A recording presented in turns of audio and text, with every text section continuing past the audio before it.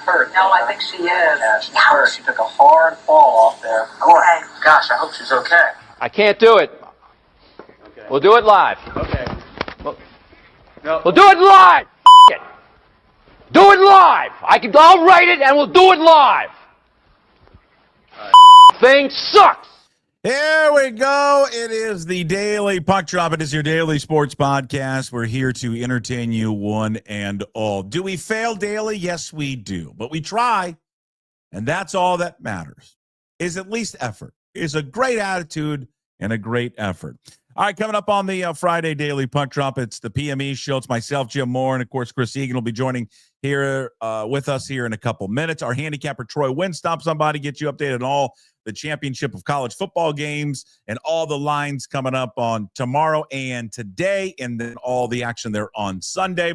Friday Night Lights with Todd Milles, Varsity WA News. It is championship weekend in high school football, and we have got just a great slate of championship football games, like the games that you would all pick in the beginning of the year. These are the two teams I want to see in the state championship. Last word with Bob Condotta of the Seattle Times on your Seattle Seahawks, and we wrap up the show with Hey, What the Puck. We come via the Limback Lumber Studios. We could not do this show daily without the support of Limback Lumber, so thank you to them, Paul, Mark, Matt, the whole crew over there. They're going to take care of you and all of your lumber needs. Give them a call. Tell them I sent you, 206-782-3487. Visit them at limbacklumber.com. Visit me on social media, Puck Sports everywhere except for on TikTok.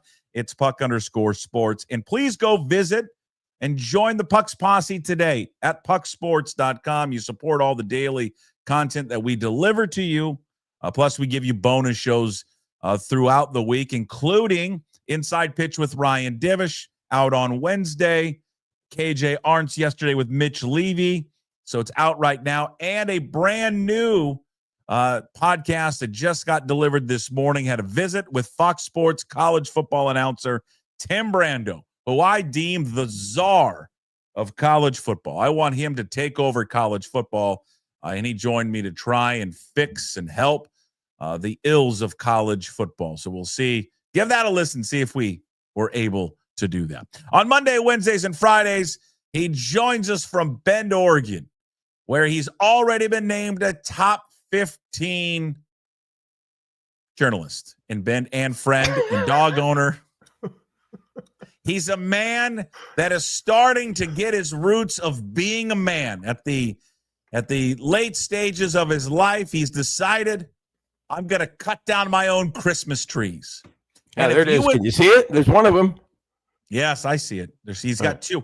And if you want to be a man like Jim Moore and you want to read what it's like to be a man, then I suggest you go to Jim Moore, the go-to guy.substack.com, where you can read and learn how to be a man as he cut down his own Christmas trees. And he's brought to you by an army of sponsors. Do you introduce everyone like that? Just you. Just me? So I should feel special? You should feel special. I mean, it's just dripping with sarcasm every time. I'll do something for Egan here in a second. Just absolutely dripping with sarcasm. Okay. You're How about this?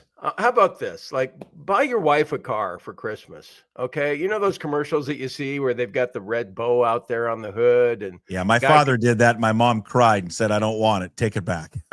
No, that's not true. I swear. What? I swear. Oh, yeah. I like my car. Okay. I don't want a new car. Okay. She's not Russian. She's I German. Can transition from anything there. That won't happen to you, though, if you go to Brotherton Cadillac and Shoreline. Or Brotherton Cadillac or Brotherton Buick GMC. If you would have brought, it won't happen there. Brad Brotherton will be out there. He'll put the red bow on the hood there, and your mom would not turn down Brad Brotherton. Because it's a Cadillac. Right, he bought her a Saturn. I think she looked at the Saturn and was like, F you. That's what I'm worth? A Saturn? Get it out of here. Now, if it was a Cadillac, yeah, I think she would have jumped for joy. But it was a Saturn. No one wants a Saturn. I don't think they make them anymore. How about a Pinto? Remember the Pintos? I do. That was a great car. The Ford Pinto. The Ford Pinto was not a great car. You know what? I would drive it now in the city because it was small. You can drive it in the city, right? You can drive that. The Ford Pinto would be a great car for the city as we speak. And the Gremlin. Yeah. Oh, the Gremlin. Who made the Gremlin? Was that the same Saturn company that made the Gremlin? Who was that? Like AMC I don't know. something? Continue with your read. I'll find it. Yeah. Okay. Visit BrothertonAuto.com and give Brad Brotherton a nice firm handshake and a go Cougs. He'll love that. And when you're in your new car, take the red bow off and drive to the Angry Beaver in Greenwood. That's what you need to do. The Angry Beaver, it's a hockey bar. You know what you can do tomorrow night? You can watch the Kraken lose another game at 7:00 against the Red Wings there at the Angry Beaver. They gave up 9 goals last night. How is that possible? They still have Gruby. They still have Gruby in goal. We got to get Mike Benton. Gentlemen, I'd like you to describe last night's loss in one word. It's Mike Benton on the Kraken Audio Network. I like the way he does those little wrap-ups. You know, you see him on Twitter, and he has his headphones on, and then while he's talking to you, he takes them off and kind of looks a little more relaxed, and he keeps talking about the Kraken effort and what needs to be done. Is this after he's done his ad on Instagram for Eddie Bauer or before? I don't know. We make fun of Mike Benton, but we love him, don't we? Getting ready for the game today, and I couldn't do without my new Eddie Bauer quarter zip. I want Mike Benton on your podcast so bad. That's not going to happen. Come on, please. I can't. Not up to me. I know it's not up to you, but can't Mike just one time just tell Rich Moore, you know, hey, I'm going to do Puck a favor? He's not a Kraken employee. He's a KJR employee. Oh, God, that's disappointing. All right, the Angry Beaver, go watch the Kraken win. Maybe they'll stop their 4-game losing streak. And happy hour, 4 to 6, $2 off every menu item and drinks there. Ask Matt Baker for a shot of Jägermeister. Okay, just do it. Just say, hey, I heard about you on Puck Sports. Heard I can get a shot of Jägermeister from you. Matt Baker there at the Angry Beaver. Also want to thank Brian Turner. Did you know that Thanksgiving's over and it's time to put up the Christmas lights? I do. I went and looked for lights yesterday at Walmart. You can't find them. I mean, it's picked over. And I'm trying to figure out how I'm going to decorate the house. And you know one thing I'm not doing? I'm not putting up a ladder. You know that. You die on ladders. No, you die on ladders. Let Bright Owl Lighting and Brian Turner do it for you. They'll die for you. They'll put lights up there for you. Their motto. BrightOwlLighting.com. Let us for a die free estimate. for your Shut the hell up. For a free estimate, call 360-675-2034. Or you can go to their website. You know where that is, Puck? BrightOwlLighting.com. A man who has never put up his own Christmas lights. He's never even thought about putting up his own Christmas lights. In fact, when he's asked to put up his own Christmas lights, he immediately just asks his wife to do it because his wife wears the pants in the family. She does the cooking. She does the cleaning. She does the home repair. She puts up the Christmas lights. She has been cutting down her own tree for years. She's asked her husband to join her, but he says, I can't do it. It's always a mani-pedi day on that day that you want me to go cut down a Christmas tree. Ladies and gentlemen, he is an owner of 25 Emmys. Now, he pays for them, but does not matter. He still has 25 Emmys, and he joins us every Friday. His name is Chris Egan from King 5. And wouldn't you know it, he's wearing a Winter Olympics hat, which begs the question, where are the Olympics, and where can I watch them when they start here in a month and a half?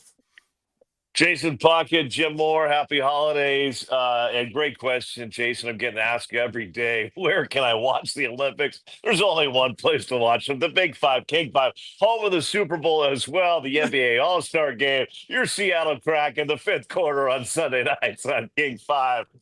We got the torrent on Kong. I tell you, it's just nonstop fun.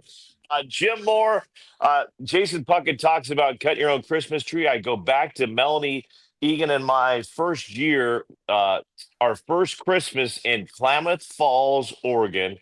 We got ourselves a tree permit. We went out between Klamath Falls and Medford, Oregon. You can go out in the forest land, and we cut our own tree. It was a great moment of our life, and for the last 20 years, we don't use a real tree, though, because they get dry. The animals get on them. They make a lot of mess on the carpet. That looks like a fake one back there, Egan. Is that a fake one? It is a fake tree. I like to think of myself as not being judgmental, but when it comes to Christmas trees, I am. When people get fake trees, especially in the Northwest, It's Yeah. like, come on, you No, can't do that. you know what? When you cut down a tree, you're taking away oxygen and air. So I like to plant trees. I don't like to cut them, It's Jim. like with deer, like guys who go out and shoot deer, it's a thinning of the herd. It helps I the got- other trees. I got have deer room in to the grow. backyard. I'm growing them in the backyard, Jim. I am feeling a little bit like Tim Allen, and I need your two thoughts on this right now, guys, because we're into December, and I'm thinking this could be the first year ever I don't do a Christmas card. I see everybody. I post on Facebook and social media. Why do I need to help support the stamp industry and spend so much money on stamps and send out Christmas cards when I pretty much see everybody and talk to them? What is a stamp now? It's like, I don't know. It's like $2. I feel like is it 60 cents? Is it 42 cents? It's up there, Jim, and I'm starting to wonder, like, you're spending $500 on Christmas cards. I could give that money to a charity, a donation, myself. Chris, there's so many things I love about you, but now you've told me two things that I don't. Fake Christmas tree and stopping the tradition of sending out Christmas cards. Because isn't that cool? Isn't that cool when you get them? Like you go to the mailbox and you come back and you put them on the counter and you got one from so-and-so and so-and-so and so-and-so. Because I do like the tradition of reading a full page of someone's year-long lie. No, it depends. About how happy they are. Yeah. I want a real letter. Hey, this has been a shitty year. Yeah, that's what my wife's write. not putting out. I hate my kids. Job sucks. And I've been drinking like, an alcoholic here for the last 7 months. Other than that, Merry Christmas and have a great day. Yeah. Look at me. Look at little Bill. Billy's got a 4.0. Billy just got into, the new academy. Little Sarah is playing the violin with the Tacoma Symphony. And she's on the A club for team volleyball. Yep. Oh, we put a little QR code there if you want to support our trip to Germany for the. That's right. Yeah, we're going to. I hate those QR codes. We're going to Frankfurt. I have a hell of a time getting that little yellow thing lined up and then getting the website and then clicking on that stupid ass. I know we have a 4,000 square foot house on the lake, but we have to raise money for our trip to Germany for the volleyball tournament. Help out, Puck, and I'm with you. I would read a card if I open it up and like, happy holidays. It's been a rough year. I had shingles 2 weeks ago. I haven't taken a decent shit in 3.5 weeks. No, there's a way to do it though. But yes, because I have a buddy. I've got a buddy. He will remain nameless here, who writes one of these, and it's just like that. It's not like it's just like he lets it out. He pokes fun at himself and his family. His family, and I'm convinced his wife not happy at the end of it, but it is fucking hilarious. Oh, I wrote one year. My wife was not happy. I put a little too much little side humor in there. I thought it was great myself. But let's get back to the fake Christmas tree, can we? Yeah. Jim, go ahead. This is okay. So what happened over to between you, Klamath Falls and Medford? And great question. Coming back to Puyallup, that changed your mind about going out and getting trees? No, it was in actually Medford, Oregon. So in my television career, went from Klamath Falls to Medford, and we continued with the live tree there, Jim. And it dried out. We had a cat, we had a dog. They were getting into it all the time. And it just, all the pine and stuff went out of the carpet. We lost our $1,000 deposit. And when you're a TV reporter making $7.25 an hour and your wife's a substitute teacher, that $1,000, so we're like, this is just ridiculous. Then we went to Boise. We got another live tree there. Same thing happened. Cats and dogs get into it. Pine needles. We lose another deposit, Jim. So I lost like $2,000, not let alone paying like $300 for one of these noble firs that are like 4 feet tall. Somewhere along the way, we just said, "What are we doing?" But you see the same tree every year, don't you? Isn't that part of the fun? It's decorated. The wife really decorates it up nicely, differently every year. She gets some new ornaments and things like that. And there's nothing better than me. I just pop. It's up. I'm ready to go. Moving on. Okay, now wait a minute. I'm a hell of a lot older than you, so I've been getting Christmas trees longer than you. Yeah. And I've been in apartments, I've been in condos, I've been in rental homes and homes that I've owned, and I've never had a problem with needles falling on the carpet and losing my deposit or having to get the carpet cleaner come in. You just vacuum and then you're good to go. I don't understand what the problem was down there in Southern Oregon. Yeah, it was tough. We were losing deposits left and right. It's a lot of excuse making. Puck, have you had those problems? No problems at all. But my wife did a couple of years ago get one because we were always gone for Christmas. We would always go someplace. And then I just said, it doesn't look good. We got to stop. I need I need the smell. I know. How's the smell of that artificial tree back there? Yeah, the aroma pretty nice right now. You put some fake tree smell on it. My wife sends out these little smelling things, holiday smelling things, where you put it on the oven and you put water in there, and it's like cranberries. Oh, it's just holiday aroma everywhere around the Egan house right now. Yeah, I bet it is.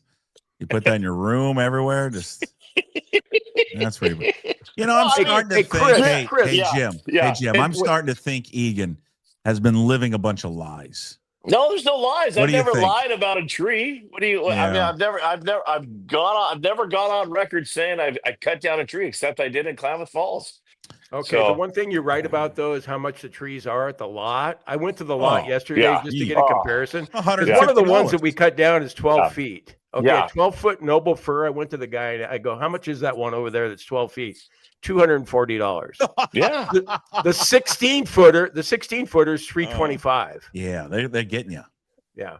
I mean, I mean, and so I haven't paid for a tree in a while, Jim. But that's the holiday spirit, though, Chris. It just disappoints me. Yeah, I feel like Tim Allen. I'm ready to take a trip to Cabo, get away from all this. We got 30 days of straight rain. I mean, it's 30 days of rain. Why not get out of here? Are you making that up, or is that serious? Do we really have that?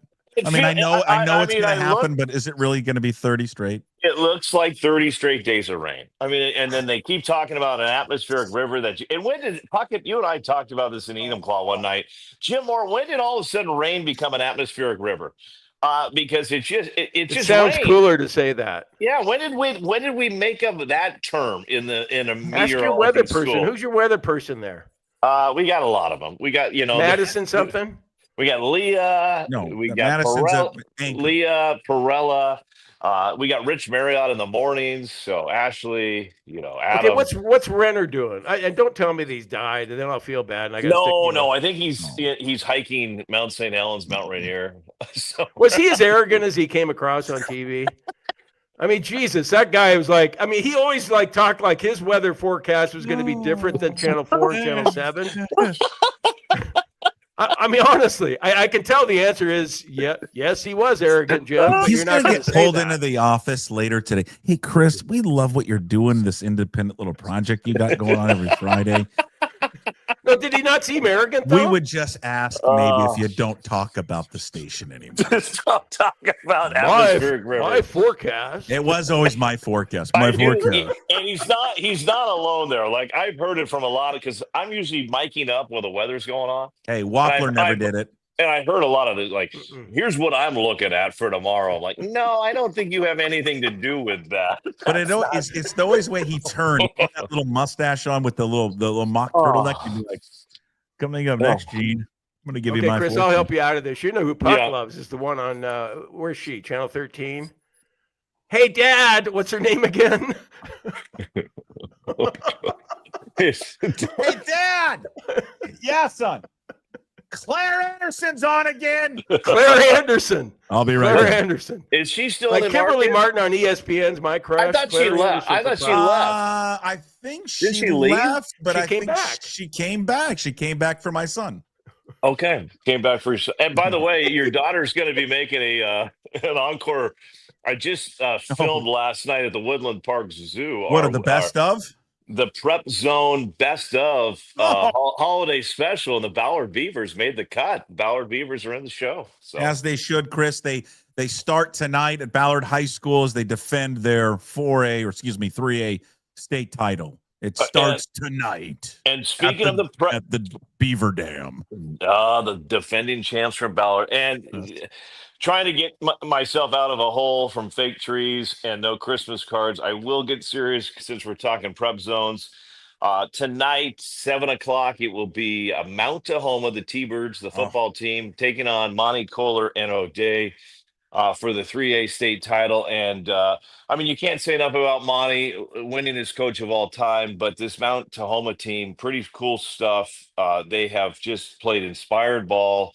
Coach Keith Terry took over about 3-4 years ago and has just rebuilt that program. This is a program when Keith Terry took over, I don't think they'd been in the playoffs, state playoffs, for 35 years. This is their first time in the state championship game since 1980. But April 20th, 2025, Veron Lockett was a starting safety on that team, was shot and killed in Tacoma, the Salishan neighborhood. And the word got out, and devastating for these kids, for the teachers, for the coaches to lose somebody like that so young, 17 years of age. The next day, the football team got together and said, we do this thing for Veron. We do everything we're going to do is for Veron. They wear number 14. If you watch the game tonight, they'll have 14 on their helmets. If they win tonight, win or lose, they will go to the fence line at Mount Tahoma Stadium where they have his number on the fence line, and they will give him a salute. So just, yes, Wow. I know there's a lot going on for people out there, but I give a lot of credit to Coach Keith Terry and his coaching staff for being able to kind of keep this team together. They've gone through some tough times there. I know one of their other players lost his mom this year.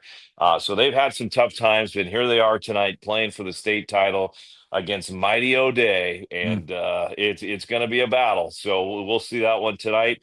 And then tomorrow's getting the 4A is going to be a fun one as well. Sumner and Lake Stevens, a couple teams that we've saw this year, and a shout out to my great community of Puyallup. Last Saturday it was Puyallup versus Sumner, and I'm telling you what, I have not seen a high school crowd that big in a long time. That place was packed to the rafters. So just shout out to everybody that is helping, keep these kids' positive experiences going. So that was pretty cool to see that last weekend. And Sumner found a way and got through a very good Puyallup team, and they'll take on Lake Stevens tomorrow. I think all the championship games I got, we'll have Archbishop Todd Milles, Murphy, Tumwater. I think that's going to be a fantastic. The best game is going to be the best game is going to be tonight, this afternoon, the 1A championship game. Royal and Cashmere. Royal and Cashmere, the battle of the applets and cotlets. Yeah. The winner gets applets and cotlets for an entire year, to which they will re-gift to everyone they've ever met, because no one likes applets and cotlets except for Chris Egan. I do like applets and cotlets. I'll have them under my fake tree. You like them too, Jim? Yeah, they used to have a place over there in Cashmere called Tiny's where you'd get them. And I think as old as me to remember that. They're from Cashmere, Jim. Yeah. Okay. Yeah, they changed the name of I know, them, it was just Tiny's, and Tiny was a large man, so it wasn't. Yeah, well, of course. He wasn't. Yeah. I've never understood how you can't like applets and cotlets. There's something weird about them. They're okay. Powdered sugar on top of them, so good. Yeah, just kind of odd. They're an odd thing. Are we still doing Are we still doing B8, man? Yeah. Yeah. Who's in that course. One? It's hold on. I mean, it's DeSalles. You always bet the over in that one. Yeah, DeSalles and Liberty something. Liberty Christian. Liberty Bell. Liberty Bell. There is a Liberty Bell too. That's where all the cross country skiers are from. Liberty Bell. Hold on, I'm going to get it for you. Which reminds me, while you're looking at that, Novi McCabe, a cross-country skier from Winthrop, went to Liberty Bell, and she'll be on the NBC Olympics this year, which you can watch on King 5. Hey, Chris, Chris, you know what? Okay, go ahead. 2B is Toledo against Tri-Cities Prep. Oh, Toledo. 8-man is the 1B. That's Liberty Christian out of Richland and DeSalles. And yeah, 8-man football is the best. It is. As Jim would say, it's going to be a 56-42 final. Yeah. Oh, at least there's a game.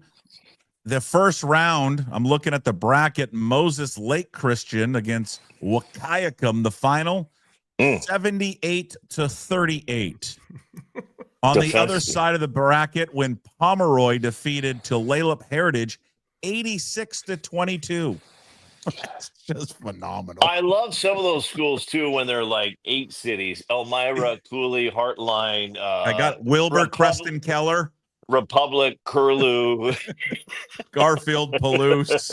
Wichita Valley's usually in that, aren't they? Yeah, I don't see Wichita Valley, but great poll on Wichita Valley. Yeah. What's your 2 vibes on this kid at Rainier Beach that is drawing a lot of attention? I'm going. Yeah, taking the kid on Tuesday. We feel like the Tuesday game is the good time to go see the kid play. Yeah, because you got Tyron Stokes and JJ Crawford. Jamal's son is on that team, so they're going to be must-see TV, I think, for sure. They're playing. It's down in Beach, and they're playing Blanchette. Blanchette's probably terrible, so no one's going to want to go down to that game.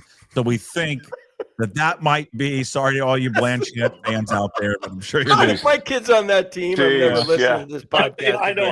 I'm driving right now, Jim, and I'm like, I'm a dad, and my son's the starting guard. What do you Bishop think the line is?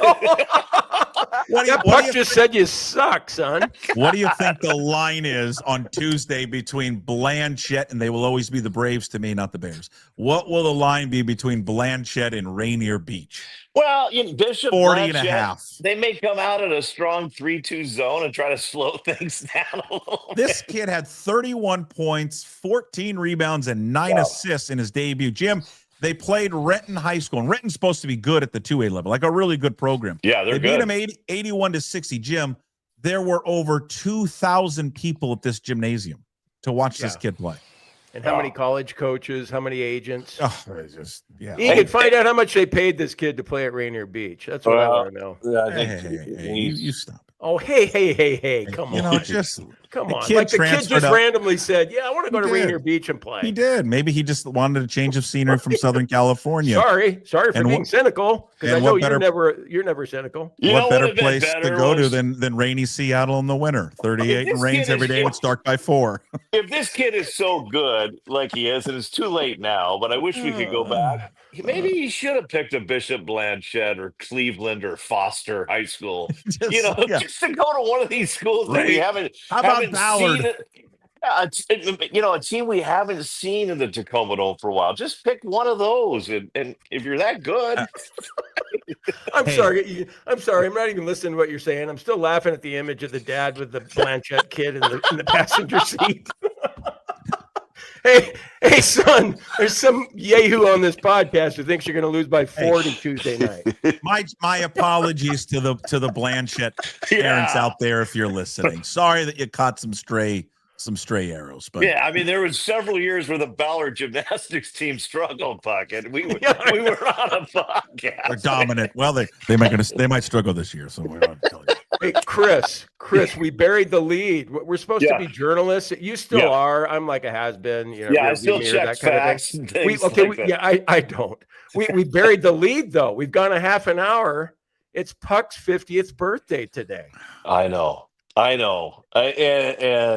come on. Okay, help me out here. You ready?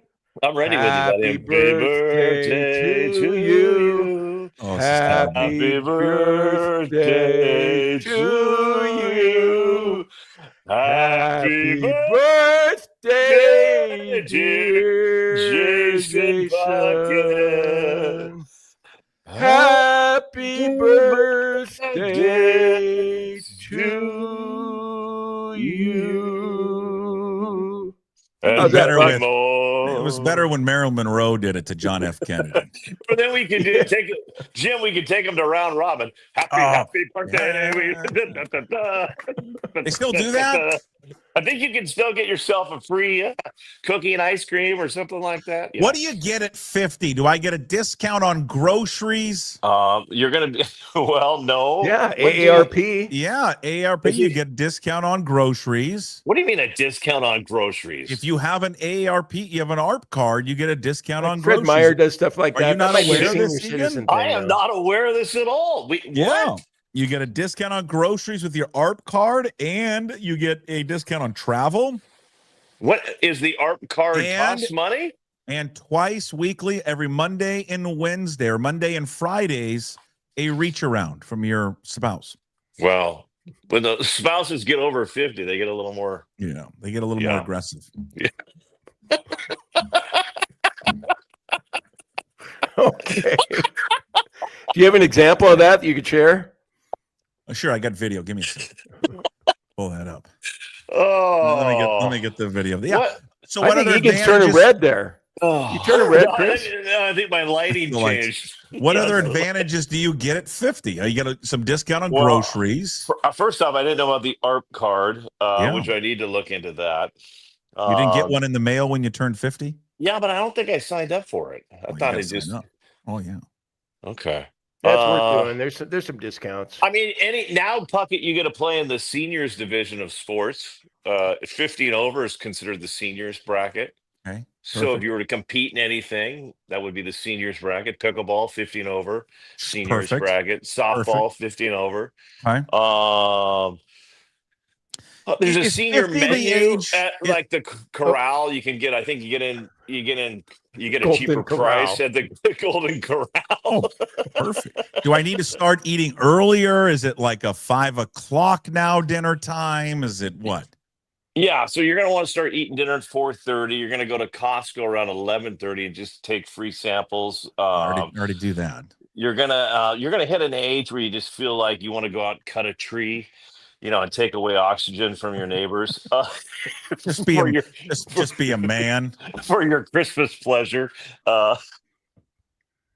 Is 50 now where you can say anything that you want, or is that 60? That's 80. That's 60. 60. You think it's 80, is- Egan? Hey, you gonna make fun of old people this week like you did last week? No, I had somebody yell at me at Costco for that. They're like, I don't just stop here, Egan. I'm like, what? So 60 is the age where you just can start saying things that are politically incorrect. Well, yeah, and then when you're retired and you don't have a job, there's no consequences. Like on that So you can say Substack, whatever. that Substack thing, I just kind of just write whatever, Good. Yeah. Yeah. Yeah. I mean, 50. You're closer to retirement. I mean, you're right there, Puck. He wants to retire at 55, right, Puck? Yeah, well, I wanted to be done now. See, 55, your kids will be out of the house by then. Because you got yourself fired, I couldn't retire at this age. I had to sit there and go along. You should be thanking me. You should be thanking me because everybody thinks and in fact, in the Substack story I'm writing for today, somebody asked, who are you thankful for? It was a Thanksgiving question, of coworkers that you worked with. And I let off with you. I let off with Puckett because it was pretty cool what he did. When I got fired, he quit to support me.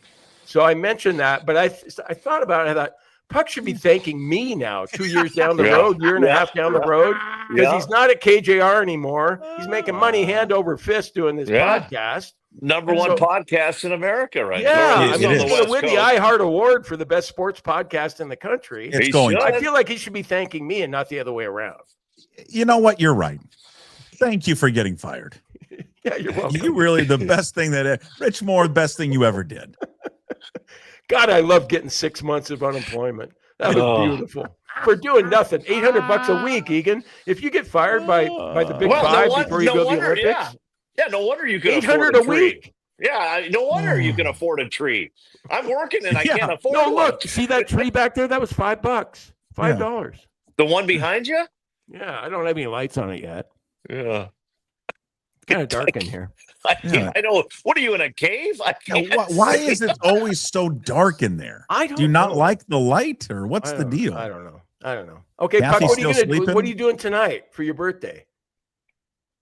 Well, in about 5-6 hours, I'll be setting up a gymnastics whole, arsenal, because we've got a meet tonight, and the parents have got to set it up. So that's what I'll be at a gymnastics meet tonight. That's the best place. That's what I'll be doing. Okay, well, you're with your family. That's fun. You get to watch your daughter. Well, we're good. We'll go out to a dinner, a late night dinner afterwards, of a place called Delancey Pizza. If anyone's been in Seattle, Ballard, it's one of the best places in the world. It's great. Delancey Pizza? Delancey Pizza, yeah. Delancey Pizza. Okay. Excellent. If you ever in Ballard, if you ever decide to get off I-5 and say, hey, family, let's kill another 45 minutes and get over to Ballard, Delancey Pizza is your spot. I was surprised, Buck. I was in your neighborhood as we went by the Woodland Park Zoo to film the Prep Zone special. How are the tents and RVs? Are they still all at the Woodland Zoo parking lot? Did not see them, but I saw a lot of neat little restaurants in the Finney Ridge area. Oh, Finney Ridge is great. I'd love to come up here and sample some of these places. Yeah, very good. Yeah. You would love Finney Ridge. Finney Ridge has that hamburger place, right? Red something. Red Red Mill. Wagon. Yeah. Red Mill. Red Mill. Yeah. Red Mill. Yeah. That You was never been to poppin'. Red Mill, Egan? No, I have not been to Red Mill. Oh, right in your wheelhouse. Right in your wheelhouse. Try All right, that before we out. let you go, anything else? What do we got? We've covered everything. We've got Olympics. We got football. We've got the We prep got it all. zone Yeah, special. I mean, I do want a quick shout out to Ty Okada of the Seahawks, who sat down with me to share his story. I thought it was for everybody listening. Pretty cool stuff. This was a kid, grew up in Woodbury, Minnesota. He was a quarterback. He was a wrestler. He was a baseball player. In high school, his dad was his coach.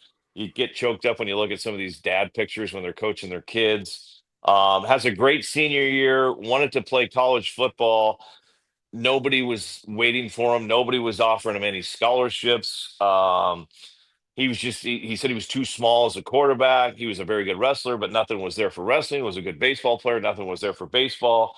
So he went out on his own and said, I'm gonna find a spot, sent out his tapes to a lot of colleges.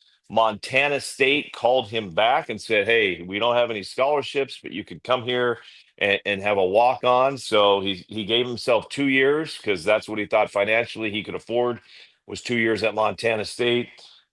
First year he redshirted. Second year he worked his butt off, made the team, got on special teams. Then he started as a safety, earned a scholarship to Montana State, was on a team that went to a national championship game, became a star there.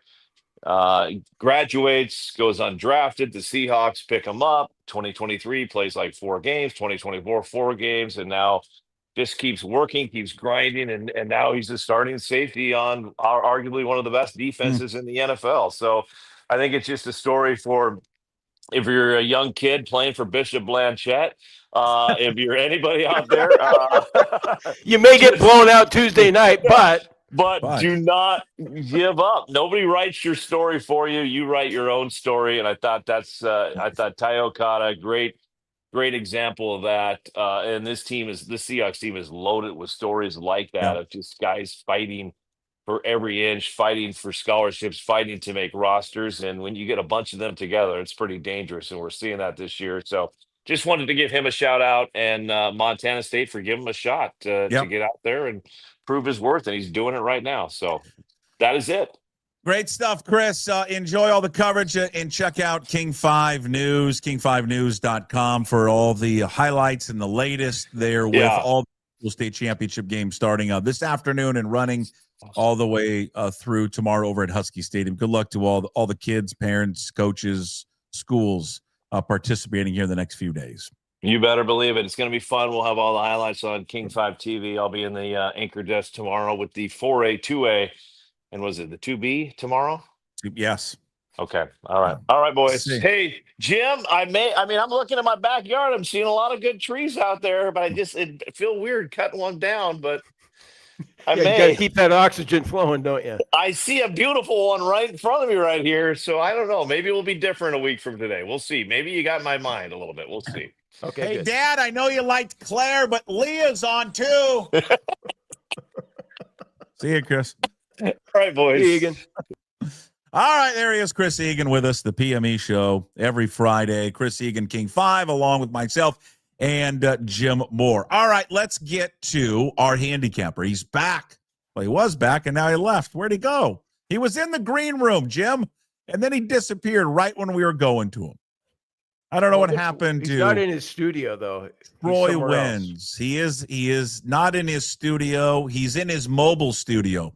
He is in the TroyWins.com mobile studio, which I believe is just on the side of a road. It is.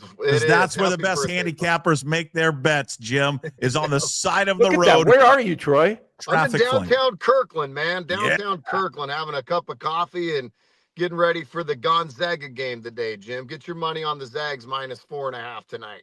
Who are they playing? Kentucky. Ooh. Zags neutral site, little music city, neutral site. There's nothing neutral site about that game. It's Kentucky. They're playing in Music City. We lost your audio there, Troy. Can't hear you. Hey, this mobile studio for Troy's not working out well. I love it when other guests screw up, though. Yeah, I do. It makes my day. It does make your babe. It makes you feel better about yourself when. Hey, Troy, wave to us. Just wait. Hey, Troy, wink if you're okay.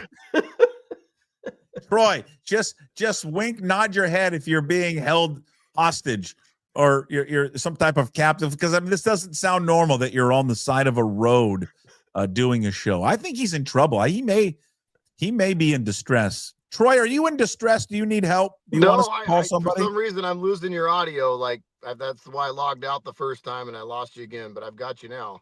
What are you doing in Kirkland? Having a cup of coffee, getting ready. Well, I know that, but there's got to be a reason you're in Kirkland. Great lunch place out here, the Beach House, right on the lake down there, right on Lake Ave. Great lunch place. Good. Watch the Hero Golf. It's 10:40. Are you watching the Hero Golf Open? Yeah, of course. It's golf season. Well, not technically golf season yet, but I like to check in on the Hero World Golf Challenge because I like when they pan out. When they're showing the course and then they pan out, like, oh, there's Tiger's yacht. And you're like, it's a pretty good field, actually. I got some pretty good. It's a great field. Yeah. God, I forgot about that. When we're done here, I'll have to get on DraftKings and get some live action going. Who do you like right now, Troy? I took Wyndham Clark. He's off to a slow start today. He played well yesterday, but I took Wyndham at the start of this thing, so we'll see how he pans out. Three-way tie for. Well, I think Matsuyama took the lead today, but yeah, he's up. He's at 9 under. Yeah. Hey, and you would be shocked and to only 2 shots off the 2-time defending champ, Scotty Scheffler. Yeah, exactly. Yep, he's always right there. All right, let's get into the games. Let's go college football. Let's go Big 12. Let's start it off there. This is a must-win for BYU. All the Big 12 officials want BYU to win. Now, I think Texas Tech gets in even if they lose, but I don't know. I mean, everyone assumes they will, but Texas Tech are big favorites in this one. They're favored by 12.5. Troy, who do you like? I like Texas Tech. They hammered them earlier this year. This Texas Tech team, nobody's talked about them. They're 11-1 to win the whole thing. I think that's worthy of a bet. They have the one single loss at Arizona State earlier in the year. But if it weren't for that, they've really boat raced people. They actually have a defense this year. They have a top 5 defense. Their offense is good. They're well coached. I like Texas Tech to win this one, 35-13. And I like I said, I'd sprinkle a little bit on them to win the whole thing. SEC championship, we've got Alabama as a slight underdog to Georgia. The Crimson Tide getting 2.5. It pains me to back the board, but I'm taking Alabama and the points here. I'd probably buy it up to 3.5. They won this game earlier in the year at Georgia, 24-21. Alabama's just playing better football than Georgia. Georgia squeaked some games out. Give me Alabama in a close one, 31-28. Ooh, okay, I like it. The Crimson Tide over Georgia. All right, Big 10 championship game. Ohio State and Indiana. These are the top 2 teams in the college football playoff rankings, and the Buckeyes favored by 4. Troy? Very intriguing game. I'm excited for this one, but right now you just cannot bet against the Buckeyes. That defense is just too good. They're well coached. They're a well-oiled machine.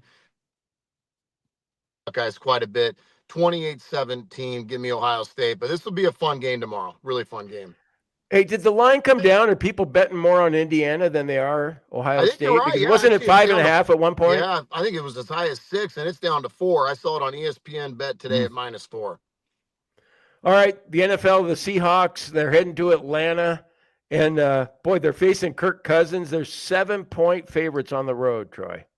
I still like Seattle a lot. They're just the better team right now.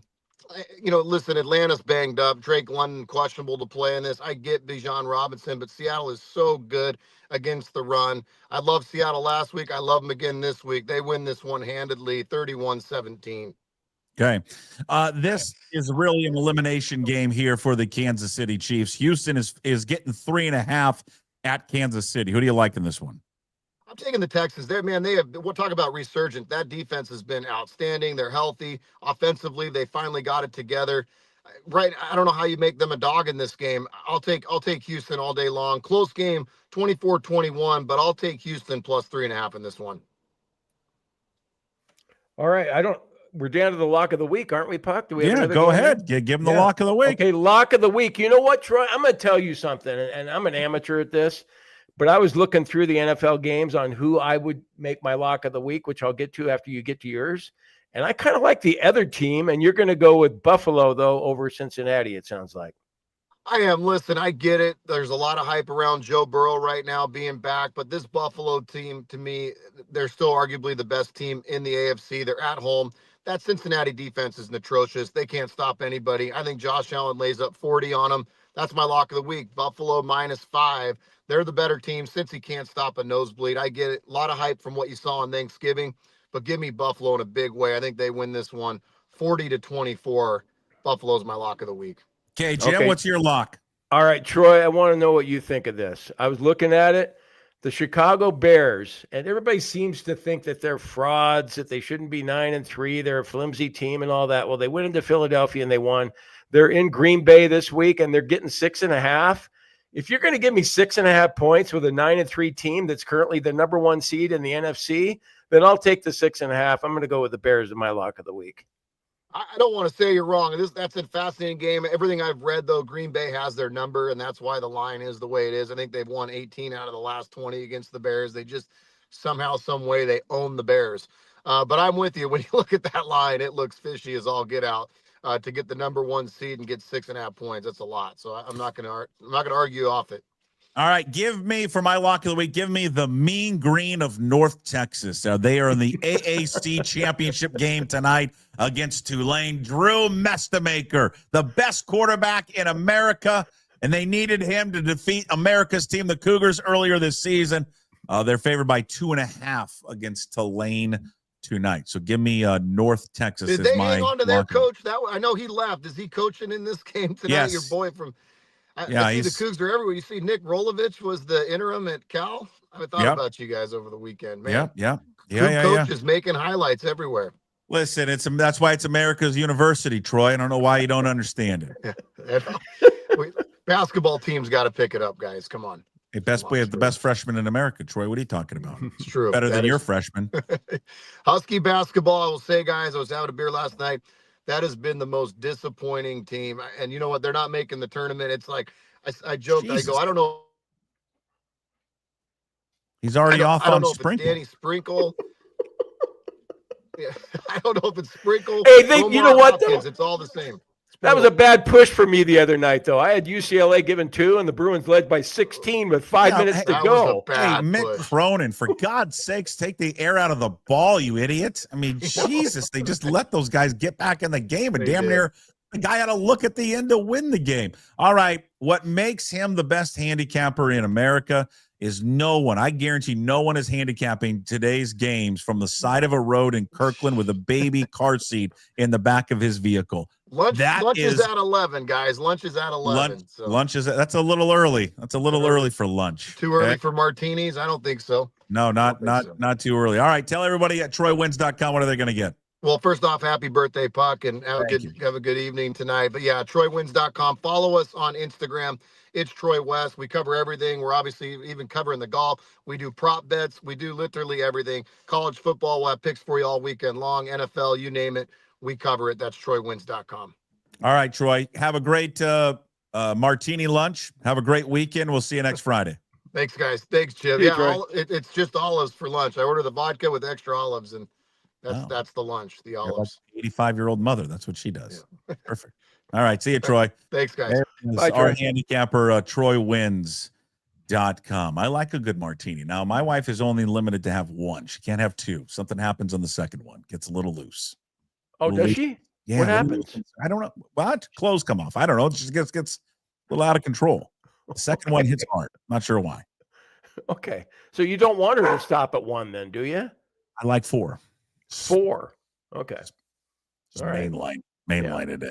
You're gonna have a good time tonight. At a gymnastics meet? I mean, I love the gymnastics meet, the pizza place. That'd be great. It'd be wonderful. All right. You have a wonderful weekend, and we will see you on Monday. Okay, Puck. Happy 50th, man. Thank you. I appreciate your friendship. I want to tell you, you're a great buddy, and I never lose sight of that. Okay. Don't make me tear up here. I'm not gonna cry. No, really. I want to tell people. I mean, you come across as a good guy, and you know why? Because you are. All right. So because it's an ad. I think you're great, man. And I know that you're gonna have to fire me at some point because any job that I've had doing this, I get fired at some point. So feel free when you feel the need. No, I'm I not going to don't, give like I've told you, I don't want to be that guy that hangs on too long. I'm not going to give you the satisfaction because in a weird way, you want the satisfaction of being fired. So I'm not going to give it to you. Can I collect unemployment again? We're not big enough for that. Oh, you're not. All right, man. Have a good weekend. Take care. Thank you. There Go he Cougs. is. Go Cougs. Jim Moore, the go-to guy with us Monday, Wednesdays, and Friday here on the Daily Puck Drop. Big thanks to all of his sponsors that bring him to you. Of course, Brotherton Cadillac. Shout out to Brad and the whole Brotherton family there. Brian Turner and Bright Owl Lighting. We're gonna get him to expand his empire, putting up Christmas lights because he does an unbelievable job. Also, he's got Clean Streak for all your window needs as well. Visit him at cleanstreak.com and brightowllighting.com, and also to the Angry Beaver, great sports bar there in Greenwood. 3 great sponsors bringing you Jim Moore with us on Monday, Wednesdays, and Fridays. All right, we're getting close. It's a Friday. That means we're going to talk coming up with Todd Milles, Friday Night Lights. We've got championship games to preview in all classifications, 4A, 3A, 2A. I think we sneak in a 1A preview as well. And then we get the last word with Bob Condotta of the Seattle Times on your Seattle Seahawks. If it's fun you desire, it's fun you're going to get at Flat Stick Pub. It doesn't matter what the occasion is, whether it's date night, guys night, ladies night, or large group event, Flat Stick Pub's got you covered. They have 6 great locations across the Pacific Northwest, from Pioneer Square to Kirkland, South Lake Union, Spokane, Bellingham, and Redmond. All locations offer the best pub experience in Washington. 2 rules at Flat Stick Pub: drink local and have fun. Pretty simple. So if you like to have fun, love local beer, and great tasting food, make Flat Stick Pub your next spot. Visit them at flatstickpub.com. Jones right up the middle, touchdown, Eastside Catholic. Rolling out is Cobb. Now he goes back. Oh, it's intercepted. Oh, my goodness. And it on the way. Fast. Jason Wilson could go. Yes. Touchdown, Irish. Rolling to the near side. He's keeping it. He's in. And he's in for the touchdown. Leo. 9, 8, 7, Moser. Has to go. 2 seconds. He puts it forward.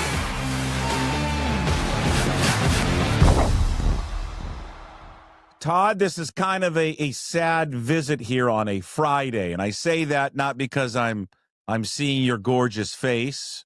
It's not so gorgeous face. It's sad because we're down to it. It's over. It's exciting. The state championships get underway tonight over at Husky Stadium. They'll conclude tomorrow, and this just means that our visits every Friday are done, and I don't like it. I like seeing you every Friday. And I like talking high school football, and I love it. I've got a great passion for it. It's a distant second to your passion for high school football. But we've made it, and I'm telling you, before we get into the games, I just look at the 4A, 3A, and 2A. Those are kind of more that I'm more familiar with more than anything. And boy, this just shapes up to be a great weekend of championship football. Yeah, I'm really looking forward to the 4A and 3A games. I think it's a pick 'em across the board, Jason. And we've talked about these storylines throughout the year. You know, Mount Tahoma, first time since 1980 against one of the big and bad blue bloods in O'Day, and then the rematch from the 4A week 1.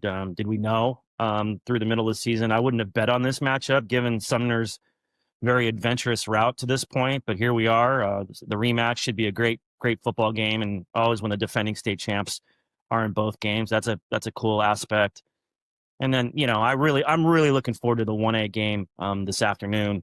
Royal Cashmere, 5-time defending state champs, historic streaks, 4th longest winning streak in state history, and they're going up against a team that can beat them. And it's going to be fun to see if Cashmere can kind of close the deal. They played them, 3 times over the last 1+ seasons. So it's going to be interesting to see if Cashmere can beat them on the biggest stage here today.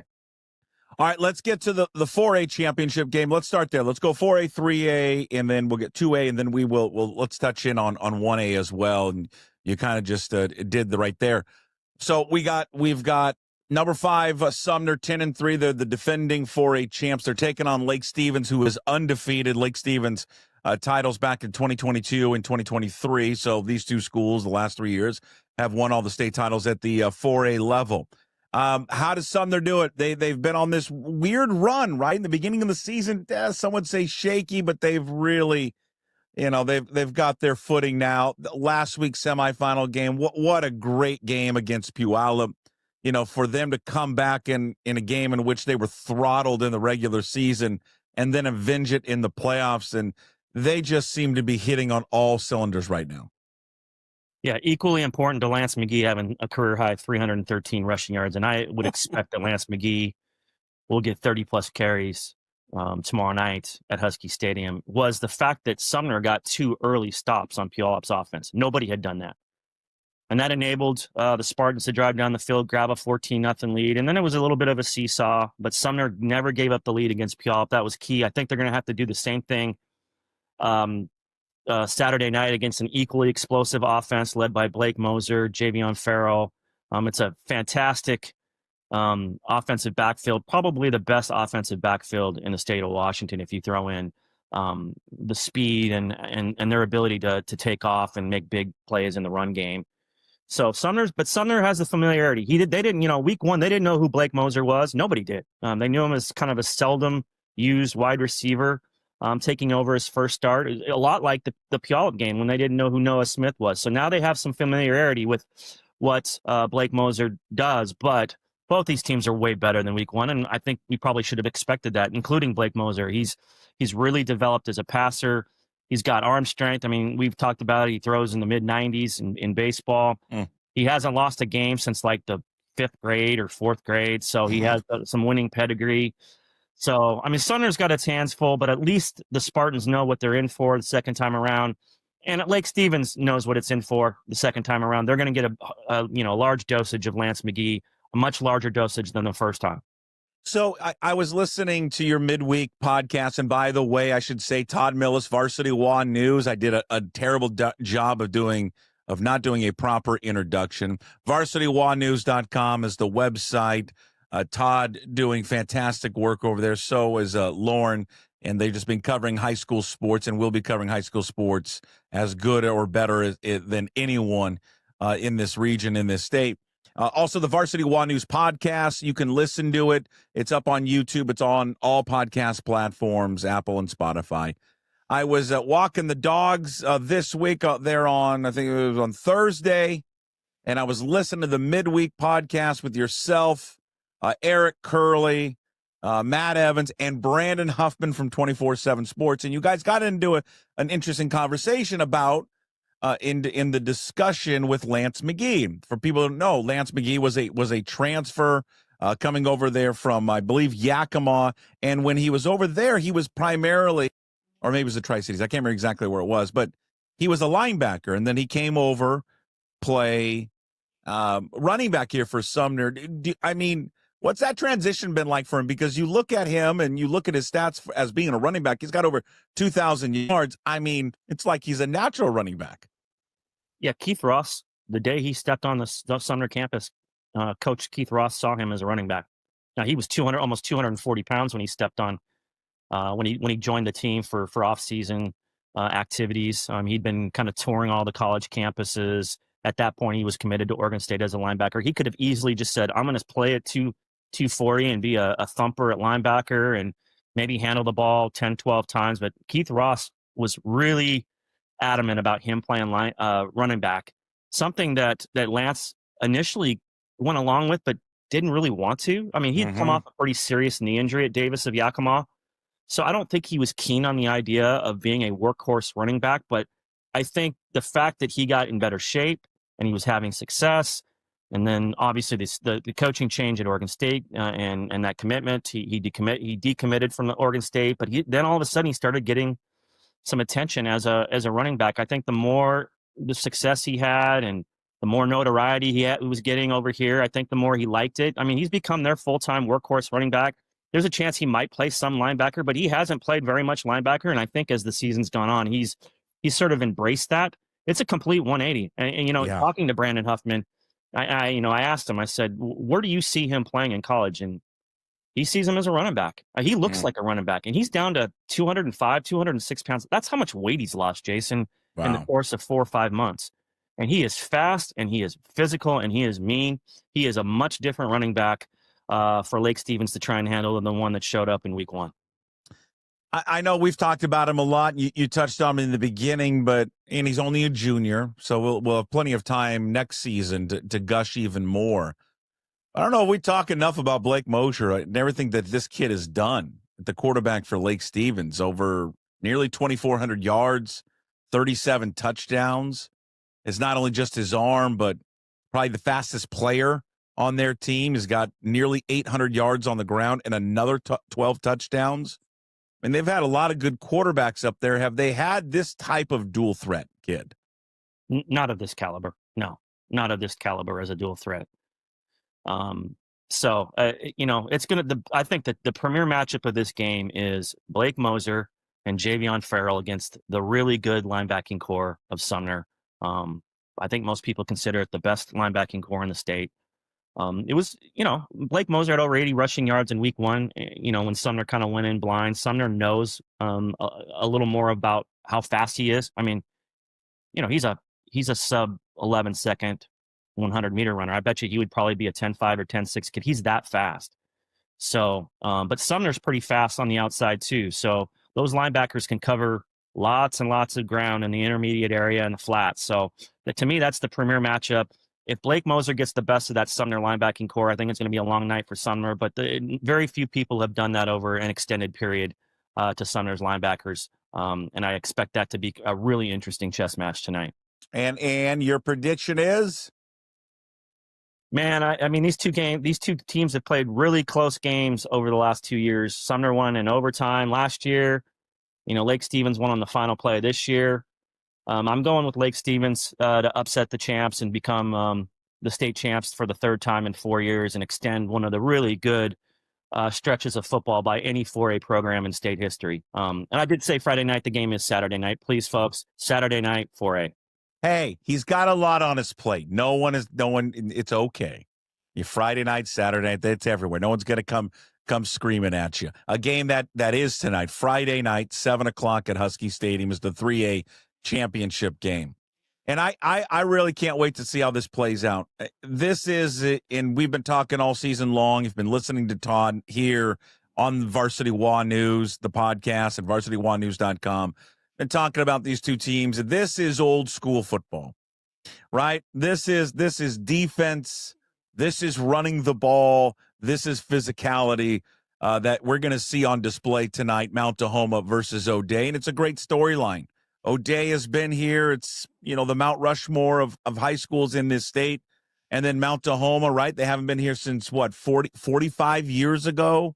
It's been that long. So, and again, it's just not Mount Tahoma, right? It's an entire Tacoma region that I believe is coming up, via I-5 South coming up north to probably support this team tonight.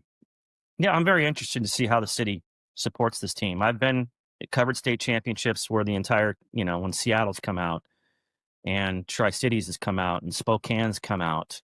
It'd be like Everett playing for a state championship in Everett. This is the equivalent of it in Tacoma, Mount Tahoma, a true metro school. I think the only thing that people know about Mount Tahoma is it hosts the state track championships in the spring. But this is a program, like we talked about, 26 seniors. You're going to see a lot of White. You're going to see a lot of Diaz. They like to rotate the 3 running backs. They really like kind of setting it up with the running backs, much like O'Day does with their 4 running backs. You got Jay-Sean Wilson and Stringfield and Spiller and Egan, not related to Chris Egan, by the way. So, I think it's whoever can get the run game going the best against 2 really good defensive fronts. And we've talked about O'Day's defensive front, especially that defensive line. All 4 of those guys are going D1. The best defensive line we've seen in decades. Linebacking core is good, but Mount Tahoma's equally good. I think they showed that last week in kind of dominating Eastside Catholic, controlling that Crusaders offense. So whoever can get the run game going tonight and make some big plays off the pass game, which I sort of give the edge to Mount Tahoma in that with Micah Cordero and Elijah Dorr. That group, O'Day's pass offense did not look very good last week, Jason. 3 interceptions, Mhm. really couldn't get the ball downfield to Boncaro, David Schwartzel, the tight end. I was really worried about this O'Day offense after last week. 188 yards, was really kind of stymied by a really young, undersized Bellevue defense. And if that happens tonight, I think Mount Tahoma is a great shot of bringing home the big trophy since first time since 1980. But Monty Kohler's had a week to make some adjustments and get that thing going. It's very, very rare where you see O'Day's offense play poor games in back-to-back weeks. Yeah. Let's get to the 2A championship. So you think O'Day wins this? I picked O'Day, but I first one to 20 wins. I think I picked 19-17 or something along those lines, but I did pick the champs to repeat. All right. Let's get over the 2A. And again, it's just another great matchup. 2 top teams at the level, and one team that is, again, kind of like O'Day. You put them on the Mount Rushmore, been there forever. Everybody knows the name Tumwater and Sid Otten and just that everything that comes with that football program. And then up here, they've been around for a bit, but Archbishop Murphy's now that team up north, and this just shapes up to be a great game as well in the 2A championship coming up tomorrow night between Archbishop Murphy and Tumwater. Yeah, Tumwater's the last team to beat Archbishop Murphy in the state semifinals last year. But the roles are reversed. Tumwater had primarily a senior-led team last year, a big defensive line. They have a lot of that skill position guys back, but they're a little smaller, more active up front. And Archbishop Murphy's largely seniors, led by, Jack Sievers, Henry Cabalas. Those are the 2 guys that Tumwater defense has to really kind of monitor. Those are Archbishop Murphy's big play guys in the pass game. And to me, that's kind of the difference in this game, Jason. Even if the wing T rushing attacks, kind of come to a stalemate. 2 wing T teams. This is what's going to be fantastic. Yeah, the game will be over by, they start. What do they start at 3 and it'll be over by 4:00? But at least. But I mean, what Archbishop Murphy can do in the run game or in the pass game with Evan Ruiz, the quarterback, and the way he can get the ball downfield to those 2 guys. I mean, he's hasn't passed the ball very much. This is a team that still runs it 80% of the time, but he has 22 touchdown passes. So if you load up on that Archbishop Murphy run game and in the wing T, Evan Ruiz has enough accuracy to get the ball to his 2 big targets, and they've made plays all season. Tumwater's going to have to keep this close especially early, because nobody has. I think they've trailed in 1 game this year, and that was to Olympic in the first round. So Tumwater's going to have to keep this close, sustain drives, and get them into deeper waters in the second half. If not, what I call the tidal wave of Archbishop Murphy, which is kind of just blown out everybody, could do the same thing to Tumwater here Saturday night. And we've talked about it before, and Archbishop Murphy, if we put him in 3A, we put him in 4A, they may very well be in one of these championship games at those upper levels. And you say, well, how would they do that? They might have the best collection, at least of D1 talent, of any of these teams. I mean, they got 3 kids when you look at it, and you mentioned them, but Henry Gabalis going to Arizona, Jack Sievers, the tight end, going to Wisconsin, Hakeem Smalls going to Boise State. I mean, not a lot of programs in this state that can boast 3 players like that all going to Division I schools, and good programs too. I mean, really, really good programs and good conferences. So it's going to be a hell of a game to see those 2 teams square off and see if Archbishop Murphy can get the win and see if Tumwater can pull off the upset. All right, let's go to the final game we'll preview. And again, it's another 1-2 matchup, and it's the matchup that probably everybody wanted to see again. And it takes place tonight, number 1 Royal against number 2 Cashmere. How do you think this one plays out? Well, first of all, Eastern Washington gets to finally celebrate and cheer on a game this weekend. No, I mean, these have probably been the 2 premier programs in Eastern Washington this year. Like we've talked about before on the podcast, I've gone over. Lauren and I went over and watched the first game. We were that intrigued by Cashmere Royal, the 2 premier programs in 1A. It went to overtime. Cashmere led for much of the game. Really good run defense. Gray Jacobson, Prim Fox, 2 college-type players. Really aggressive defense. They've shut down every run game that they've incurred. But the one thing that Royal was able to do was get enough runs with Dax Jenks in the second half to kind of loosen things up for first-year quarterback Grant Wardner to make some plays, got it to overtime, and the Knights got the touchdown in overtime to keep that winning streak going. It's the fourth longest winning streak, like I said, in state history. They've won, I think, 21 consecutive WIA playoff games. I mean, we're in waters we've never seen before, Jason, in terms of winning 5 in a row, can win 6 in a row. Who knows how long this streak can end? But Cashmere can answer they could stop all those questions and answers tonight or this afternoon by getting a win. And this is a truly pick 'em game. I know I picked Royal in a close game, but it would not surprise me if Cashmere came over and closed the deal. This is the 4th time they've seen them, so there's no off factor anymore with Cashmere. This is going to be a good old fashioned, black and blue 1A football game. Love it. Yeah, Cashmere last state title, the 1A, was back in 2008, another title in 1984. And Todd just alluded to this, but this is the run that Royal is on right now. Titles in 96, 2000, 2004, 5, 2007, 2015, 16, 17, 2019, 2021, 22, 23, and 24. That is remarkable for a little town that I drive by on a lot of Saturdays headed to Pullman. And you see, there's Royal and by Royal. High Royal by Royal. I mean, that's how fast it is when you go by. Well, enjoy it. There is no better place to get all of the coverage starting today over at Husky Stadium and then tomorrow on Saturday, and to wrap it all up late Saturday and even Sunday with all of the written articles up there at varsitywanews.com. Also, check out all the podcasts. That's going to be happening tomorrow night as Todd and his crew, Eric Curley, Matt Evans, will wrap up the championship weekend on the Varsity One News podcast. Again, where you can find that podcast anywhere where you get your podcast. Great work, Todd. It's unbelievable. And I know it now. The transition goes from that right into girls and boys basketball, but I mean, just an beyond excellent job of covering high school football on the new website, Varsity One News. Have fun covering the games today and tomorrow. Appreciate it. Jason, thanks. It's been fun all season. I'm sure we'll get caught up sometime during basketball season, and we'll have a lot to talk about in those 2 seasons as well. Drink Georgetown Tavern Beer, your new locally brewed domestic-style lager. 4.2% alcohol. Cheap, good, local.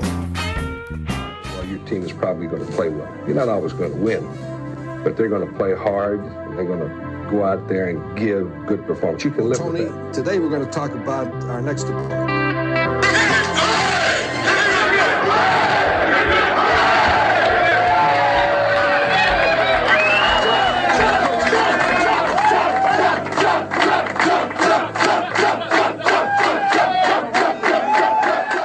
It's a Friday. That means it's a last word with Bob Condotta. Bob Condotta gets the last word on your Seattle Seahawks, all right?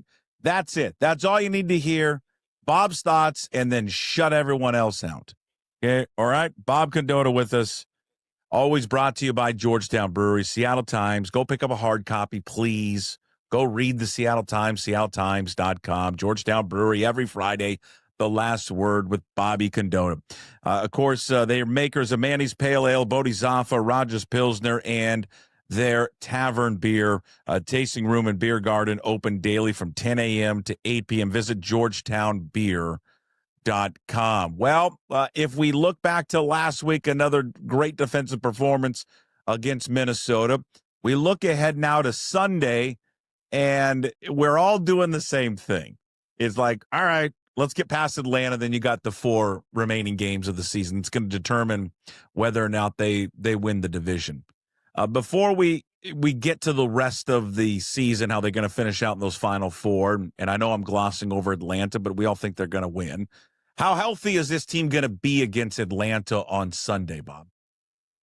They should be pretty healthy. They should be as healthy as they've been going into a game for a little while.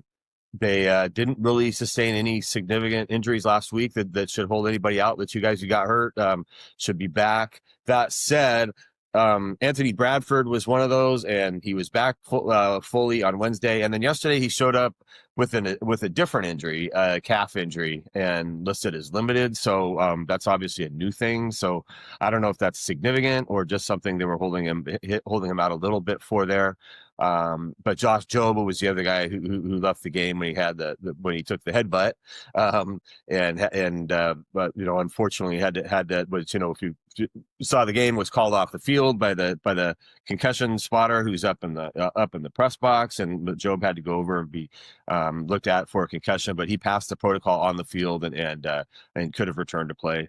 But he's been back to practice. So Bradford is kind of the one to watch. Ken Walker has been listed as limited with the glute injury, but this is the third straight week now he's been listed as limited at some point with the glute injury. He's been playing through it, so I assume maybe that's just kind of how it's going to go with him for a while now. And then the thing to watch is just going to be the guys who return to practice this week: Julian Love, Jaron Reed, and Derek Young, and they have created 2 openings on their 53-man roster, and so that leads to the assumption that a couple of those guys are going to be activated to the 53 and be able to play this week. Jaron Reed sounds like Jaron Reed sounded like the most likely from the way Mike McDonald talked about things, and just kind of saying he was going to need to see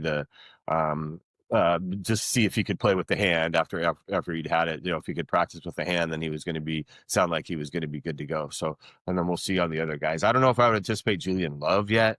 Sound like he had a little bit of a ways to go. Just he hasn't played in more than 2 months now.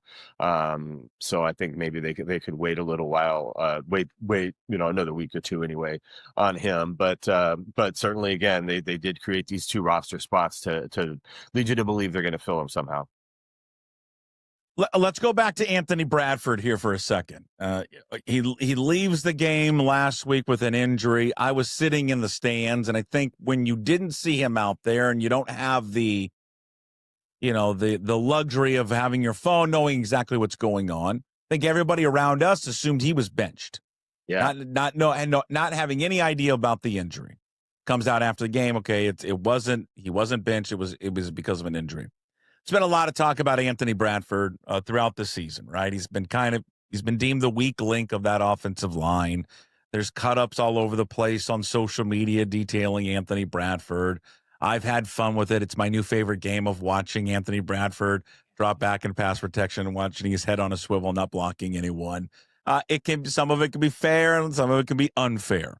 But Mike McDonald did address it this week, and maybe you're going to tell me he's addressed it in the past and we forget. But it seemed like that this week he addressed it more than maybe he's ever has done before. What do you think? Do you anticipate anything happening this week with Bradford? Jalen Sundell, you're going to tell me, is coming back fairly soon.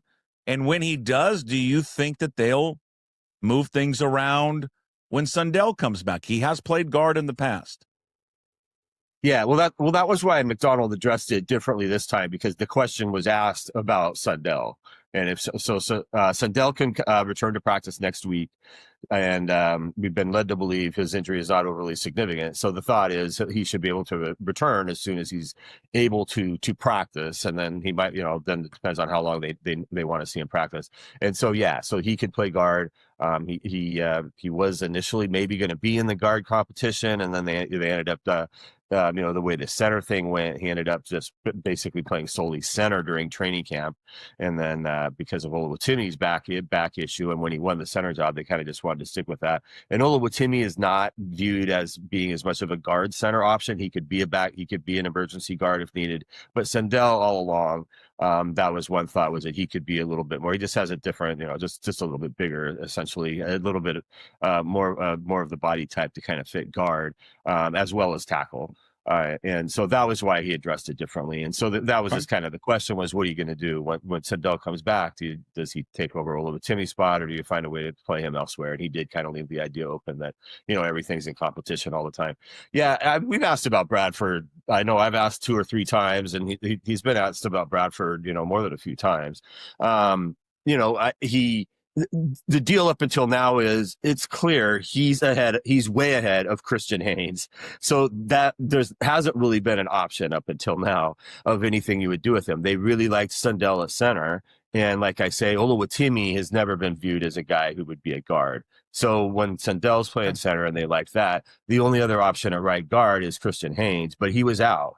So he had the pec injury. He didn't return. So you had no other option for the first 2 months of the season other than, the two rookies there, Mason Richmond and Bryce Cabledew, who obviously they don't really think are that ready to play. So once Sundell comes back, then you do sort of have a potential option there of what to do. And he's back when, Bob? If Bradford's hurt, that would take care of things. What's the timeline again on Sundell? He is eligible to come off next week. So he had to miss 4 games because he went on IR. Okay. So he can return to practice next week. And so then it's just that which opens up the 21-day window. The same thing Julian Love, Reed, and Derek Young are in now. So you've got when you're elevated to return to practice status, you can practice for 21 days from the minute that you start practice, and then you either have to be elevated to the 53-man roster or kept on IR for the rest of the year. So with Sundell, the thought has been that his injury isn't overly significant, so that it sounded like he would be able to return as soon as he would be able to, which would be Monday. But they probably wouldn't do it till Wednesday. They typically do that on Wednesday because it is a day thing. It's not a week thing. So you'd go Wednesday to Wednesday kind of thing. So they would probably wait till Wednesday to do that, but we'll see. So then it's just a matter of what they'd want to do that. Now, the wild card in that though is Jalen Sundell hasn't practiced as far as I know. He hasn't practiced snap at guard since early August. And maybe not even before that, because Timmy got hurt pretty early in training camp. I know for sure it was by the mock game, which was like August 2nd or whatever. He didn't play in that. He didn't play in any of the preseason games till the last one. So that once that happened, Sundell did nothing but play center, and then obviously during the regular season he didn't do anything but play center until he got hurt. So you would have a guy coming back to practice, plus suddenly putting him in at a position he hasn't played for a while and trying to make that work. But, maybe they would think it would. And again, if Bradford's hurt, you'd have to have that. I noted in a story this week, Bradford, I think, had the highest pass blocking grade from Pro Football Focus of any of the Seahawks this week. He didn't have as good of a run blocking grade. That's sort of often been the thing on him, is that he's regarded by them anyway as not a little bit better as a pass blocker. His overall grades are not great, but he's not the worst guard in the NFL, but by their standards anyway. But yeah, certainly he's had some ups and downs. The Bradford or McDonald, when he talked about Bradford recently, he kind of made the point that he has a few bad plays per game. His point was more that if you looked at the overall, it's not that bad, but there are some plays that I think he thinks he looks, a little worse than others, kind of thing. And you're right, that he does have some of those plays where he can look pretty bad. In his defense, the whole thing where, he's turned around when the guys, that's what all offensive linemen, if you get beat, you're turning around to look to see where your guy is before you start figuring out what else to do. So I don't know. I know he's looked pretty bad on those, but I think what happened Sunday was everybody's fault. I haven't heard anybody say, yeah, that was this guy. That was because this guy, they just were kind of fooled by the Vikings on some of those blitzes and nobody knew what to do. You wrote about it this week, and I'm curious because in the article is, where does this Seahawks defense rank, right, among kind of the franchise's best? I would put this line over, the 2013 team. And I know maybe someone's listening to this and going, that's idiotic. Well, there's been plenty of idiotic things said on this show, okay, and by me. But for you've seen it all. Where does this group rank? I'm not saying the entire defense is better than that 13 defense. I'm just saying that this D line, to me, appears to be better, and not trying to make it, I guess, a competition between the two. I think it's more just highlighting how good this version of this defensive line has been for this defense this year. Yeah, for sure. No, I think you could easily make a case for that. I mean, Leonard Williams, They don't have obviously the ability to watch every other team in the NFL or anything like that. So I don't know if there's a couple other guys that are playing better than him on the defensive line or at defensive tackle on the interior there, but I can't imagine they are. As Mike McDonald said this week, I'd love to watch a film of everybody who's better than him, because I don't think it's a very long one. And then Byron Murphy, the way he's playing, these guys are so good up the middle, and I think that would be what's a little bit different than the 2013 team. The strength of the line in 13 was its depth. They basically had 7 guys you could roll in. If you recall, Michael Bennett was the leading snap getter on that 13 line. He wasn't even technically a starter. They kind of listed the way they listed things. They kind of listed other guys as a starter. Bennett tended to come in and kind of not on that. But at that time, he wasn't necessarily playing all the time on first downs because he was coming in as a pass rusher. So he was, their pass rush line that they had. But that line, the strength of that line was more on the edges, right? With Bennett and Cliff and Bruce Irvin and things like that, Chris Clemens, that you sort of had just that depth there, that you had, 3 or 4 really good pass rushers. And then inside you had Brandon Mebane. And then, if you're calling 13, one of the guys who was a key guy to it was a guy that they cut early in the year, was Clinton McDonald, who they cut and brought back. And then he ended up being a really key part of it and, played really well that year. And then Tony McDaniel was kind of one of the other tackles that they had that year. But I think the trio inside, when they have Jaron Reed, of Leonard, Byron Murphy, and Jaron Reed, might be better than that interior trio that they had at 13. And then the outside, with the way DeMarcus Lawrence has come along, DeMarcus Lawrence is kind of the Michael Bennett of this team, and Uchenna and Wuso is kind of the Cliff Averill of this team in kind of what they do and how they've done it and how impactful they've been. And then with Derek Hall and Boye Mafe, don't have sack numbers, and so people who are going to look at that from those guys from the outside are going to be like, well, these guys aren't doing much. But if you look at their analytic numbers, they've each been really good in some things. Derek Hall rates really highly as a run stopper. Boye Mafe, as I put through in the story, I think is number 5 in ESPN's pass rush win rate. He creates a lot of stuff. He just hasn't gotten a lot of sacks himself. So I think a case can easily be made that that's 7 guys right there. I think I named, right. So I think that's a strong 7 you have for your defensive line spots, similar to what the 13 team. So yeah, I would agree. I mean, the strength of the 13 team, as we all know, the guys who are going to make the Hall of Fame, from that team, I think are a linebacker and 2 guys in the defense in the secondary probably. And if you looked at this team, you would think it's stronger, a little bit stronger, maybe going from the front to the back, unlike the Carroll teams, which were always perceived to be a little bit stronger going from the back to the front. Okay. All right. Because now let's catch our breath, because what the biggest topic has been this week. And again, it's going to dominate kind of the Seahawks talking points. And it's one of those things where this team is playing so well right now. They're 9-3. We think they're going to go to 10-3 with the game this weekend against Atlanta. And then they've got 4 games remaining. And these are the 4 games, right? They're going to determine where their position in the playoffs are and can they win a division. And there's going to be a lot of focus. Attention is going to be on the quarterback at Sam Darnold. Bob, he hasn't played well since the Rams game. Just the Titans game, even though he didn't have the interceptions, we talked about it. There were at least 2 in there, maybe 3. Last week, again, not all his fault. Minnesota's very good defensively. They show you a bunch of different looks. Offensive line didn't play well, but he didn't play well. Collectively as a group, they didn't. There's got to be concern over there of just how he's performing right now, and maybe there's some things that they can do to help him out. But this is the kind of the issue with Sam Darnold, right? He can't answer it until he actually goes and does it. He's not going to prove it this week against Atlanta. People want to see what he does against the Rams and then the Panthers, eventually the 49ers, and then when he gets through that gauntlet, right? Then he gets into the playoffs. But how do you, as you look at how he's played here in the last few weeks, how do you evaluate where Sam Darnold is at right now?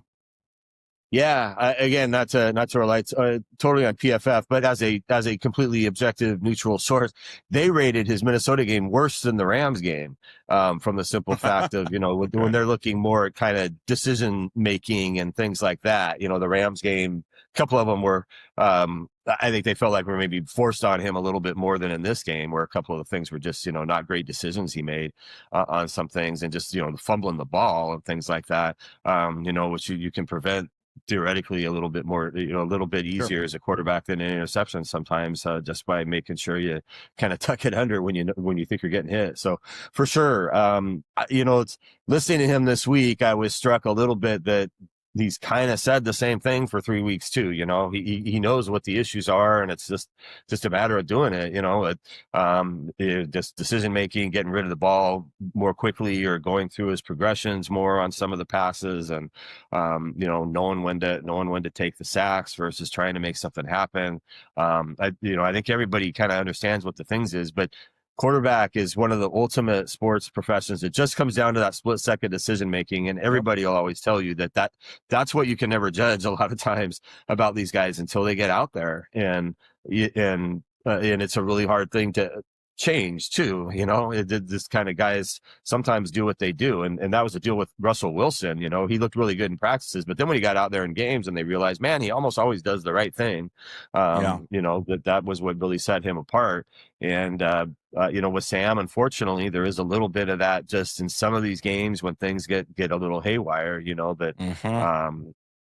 sometimes that seems to leave him for a little bit. So no question about it. And again, I felt like I wrote going into the Tennessee game, I thought it was important for him to play really well and just kind of make the Rams game sound like a complete outlier, and it could be like everything else has been good and this one game didn't go well.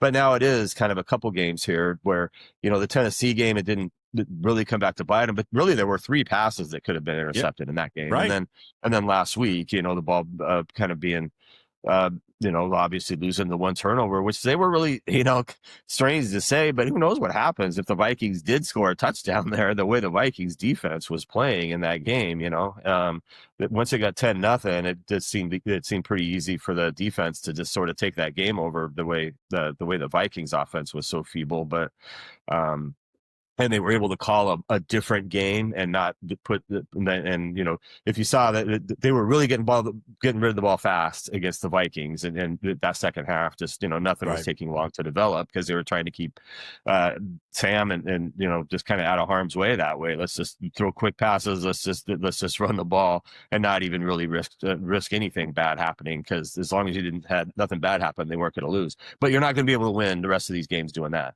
You're going to have to drop back and wait for plays to develop and get Smith and Jigba downfield to get the ball to him. That's how you're going to have to win these games. And so, this is another game where just from the Atlanta standpoint, it'll be good a little bit because they're going to see a lot of what they saw in general theme anyway from Minnesota. They don't necessarily blitz the same way Minnesota does, but they blitz a lot. So so it'll be a little bit of, okay, have they learned some things that way? But yeah, I think just having a good game to feel good about himself coming into these 2 games, because it's 2 games in 5 days with the Colts and the Rams. You're not going to have much time to fix anything in between that Ram game. You're pretty much going to go with what you have a day or 2 on the field, and then get ready to play that one. And for better or worse, the spotlight of everything is going to be on him, because I think you feel like the rest of the team is sort of in a decent spot to go win these games. It's just going to come back to quarterback play. It's just that I think the theme is that this defense is good enough to win a championship.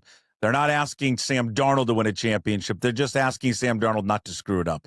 And again, it's not to be like as a game manager. It's just don't lose the game for Seattle. It'll be interesting to see how the final month plus half of the regular season will conclude for the Seahawks. He's got everything up at the Seattle Times right now. Hard copy, seattletimes.com. If you're not a subscriber, go be a subscriber. Great work and great content is always up there at the Seattle Times and seattletimes.com. Last word with Bob Condotta, brought to you by Georgetown Brewery. Again, makers of Manny's Pale Ale, Rogers Pilsner, Bodhisattva, and their new Tavern Beer Tasting Room and Beer Garden, open daily, 10 a.m. to 8 p.m. Visit georgetownbeer.com. Thank you, Bob. Enjoy the trip to Atlanta. We'll talk to you next Friday. Okay. Thanks a lot, Jason. Yep. Talk to you later. A big thanks to Bob Condotta for joining us, and also Todd Milles, as you get Friday Night Lights with Todd Milles covering all the high school state championship games. And then the last word with Bob Condotta on the Seattle Seahawks there from the Seattle Times. Like with everything, those shows will be part of the daily Puck Drop on all platforms. But then on YouTube, we'll separate the individual interviews. If you just want to watch those, they'll be up there in fact, they're up there right now on the YouTube page up on there on Puck Sports. Also up there, not on YouTube, but we do so much stuff throughout the week, whether it's the live stuff every single day or the Puck Drop every day that we give everyone 5 days a week. We also like to throw in bonus shows. That's why we ask people to sign up to become a Puck's Posse member. You support everything we do here daily. Plus, we say with that, we give you bonus shows. We've got bonus shows that are out right now for Puck's Posse. Ryan Divish of the Seattle Times, Inside Pitch, every single week talking Mariners baseball. And again, there is no offseason with the Mariners now in baseball. The winter meetings start on Monday in Orlando. Divish and Adam Jude will be there starting on Sunday. We'll have Divish on again next week from Orlando, hopefully wearing a quarter zip. That preview of the winter meetings is available right now if you're a Puck's Posse member. The full podcast, both audio and video, up there. And you can link, by the way, if you are one of these people that use Apple Podcasts, real easy. And I think on all podcast platforms, it's real easy just to link the bonus shows from Patreon to your favorite podcast platform. Also up there is KJ Arntz with Mitch Levy. And apparently Mitch all up in arms. Mitch thinks that he is the best guest here, that no one is more accommodating than Mitch Levy. Find out why he thinks that. Latest edition of KJ Arntz is out now for all Puck's Posse members. And we're going to do this more often. Like, this is not going to be a regular show with him. I'd love it to be, hopefully maybe next year. But we are going to throw out more bonus interviews that we comprise and we come up with that we'll throw out to our Puck's Posse members. And I've been wanting to catch up with him for the last several weeks because there are so many great voices in college football. Like, for me, I think Rick Neuheisler does an amazing job of talking college football. That he's a guest on Mitch. To me, I can't miss it every week. I fast forward to that part with Neuheisler to get his latest take on college football. And the other one being Tim Brando of Fox Sports. Now, not everything I agree with Tim Brando on, but he makes you think about where college football is, the state of it, college athletics in general. So I caught up with Tim this morning. That is available right now for Puck's Posse members. And we're trying to save the sport. And I want Brando to be the czar of college football. NCAA has done nothing but undermine college football since it lost the Supreme Court ruling in 1984, which created the glut of games on TV, created game day for me, created opportunities for me on ESPN in 1985. That was all because of the Supreme Court ruling. And yet most people around the country don't even know about that ruling, that the NCAA does not get any of the money that comes from television. They lost the rights to that in 1984. And since that time, for whatever reason, the schools have used the NCAA as a bad policing agency, as a sanctioner for bowl games, and of all things, rules. And on top of that, the portal time, the signing date times, which are at the absolute worst possible times for the sport itself while it's in season. Absolutely. Get them the hell out. NCAA runs a great men's and women's basketball tournament. That's it. That is it. They do a poor job of everything else. They don't need to be anywhere near college football. Again, that full Tim Brando from Fox Sports is available right now for Puck's Posse members, both video and audio there on the Patreon page. You can sign up by just going to pucksports.com. That is the easiest place to sign up. All right, before we get on out of here, finish with Hey, What the Puck, we got to get to on this day, December 5th. I mean, it is happy 50th to myself. That's the only self-promotion you're ever going to get out of me. Woke up I hit golf balls yesterday and I think I threw up my back. That's when you know you turn 50 right there, but nothing else has changed. Some historical moments here on December 5th throughout history. 1955, call of the the godmother of the civil rights movement. Some would say from a female perspective, the most important female in the history of civil rights, and certainly one of the most historical figures in the civil rights movement. When you talk about bravery and just standing up for what you believe in because you're tired and you don't want to move and you shouldn't have to move. The Alabama Alabama bus boycott, which was led by Rosa Parks, 1955, December 5th. Started on this day. It lasted until December 10th, lasted for a whole year. 1956, when, of course, Parks refused to surrender her seat to a white person. And the U.S. Supreme Court declared in 1956 that Alabama and the city of Montgomery, their laws that segregated buses were unconstitutional. Thanks to Rosa Parks and many others, but it started with Rosa Parks. And Parks was born in 1913, devoted her life to the civil rights movement in every decade until she passed away in 2005 at the age of 92. December 5th, 1974. You're going to watch them on Sunday take on the Atlanta Falcons. Seattle Seahawks officially formed by then-Commissioner Pete Rozelle on December 5th, 1974. First owner, Lloyd W. Nordstrom. Cost the team $16 million, or him and his group $16 million. I believe, according to Forbes, what are they? Forbes Seahawks estimation. What do you think their estimation right now is? I want to say like $9 billion. Something like, a little less. $7 billion. Pretty good investment at that time. Therefore, the Nordstrom family, if they were still the owners of the football team. 2 years prior to 1974, 1972, the construction of the Kingdome where they would play started. In June of 1975, the name was selected, and then the team made their debut in 1976.